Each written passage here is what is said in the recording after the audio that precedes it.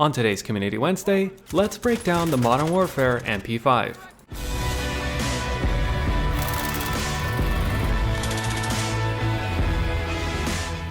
The MP5 never stopped getting used, although its popularity did go down when the Cold War MP5 was getting a better TTK at closer ranges, and it did have a much better movement speed.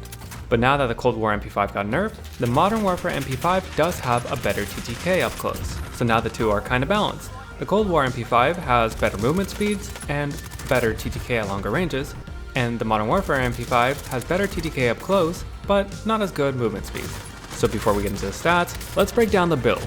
In this build, we're using the monolithic integral suppressor since this is the best attachment for both range and velocity, 5mW laser, the FTAC collapsible stock, the Merc foregrip, and 45 round mags.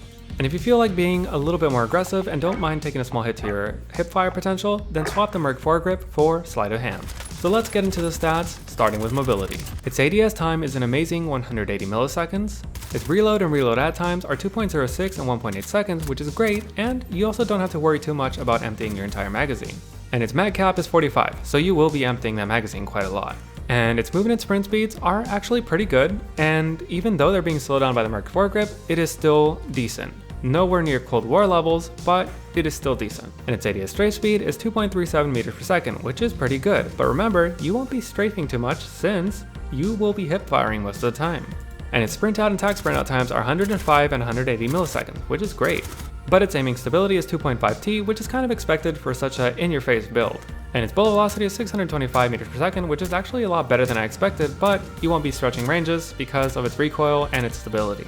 And its rate of fire is a great 13.3 rounds per second or 800 rounds per minute. So it gets a mobility score of 39.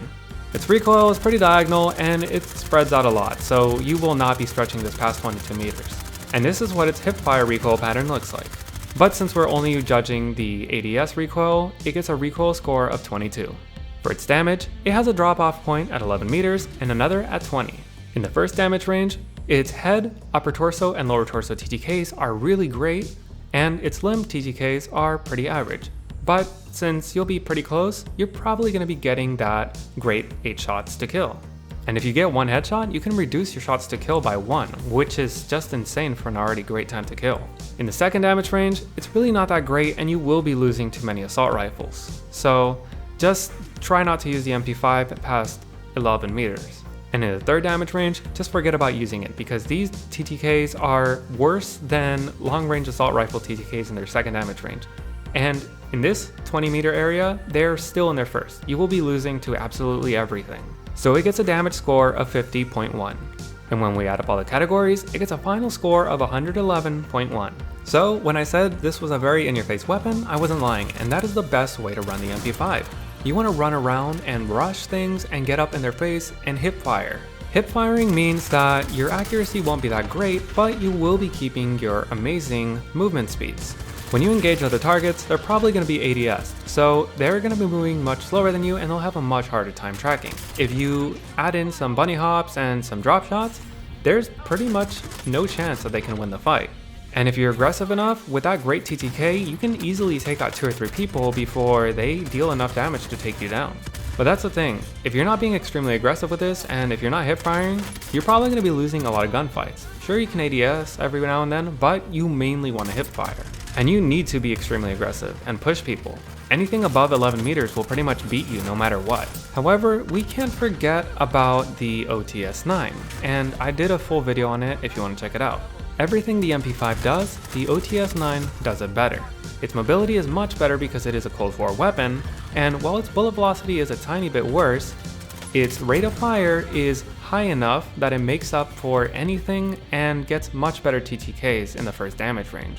However, I should note that the OTS-9's first damage drop-off is at 9 meters, while the MP5's is at 11.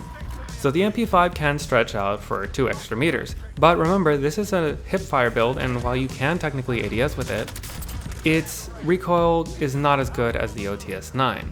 But if you are pushing and you are hip firing with the MP5, then this is still the better choice because the OTS-9 cannot match its hip fire potential. Using an OTS, you really have to aim down sights, and this basically means you lose your tracking ability. So if you're extremely aggressive with the MP5, you can make them miss a lot of shots. Even if you're missing with your hipfire, you're going to be hitting a lot more shots than them. So I would say the MP5 is tied with the OTS9 for the best close range SMG. The MP5 if you're hip firing, and the OTS9 if you are ADSing. It's up to you to know your skills to know which one you want to use, or if you even are aggressive enough for either of these. So that's the MP5. Did you ever stop using it, or have you started using it back again recently? And have you compared it against the OTS9? Which one feels better to you? And if there's any weapon, build, or part of the game you want me to break down, let me know in the comments and you may see it on the next Community Wednesday. But that's the video. If you enjoyed it or it's helped you in any way, let me know by leaving a like. If you got any questions or comments, leave them down in the comment section down below. And if you want to make sure that you never miss another video, be sure to subscribe. Thanks for watching.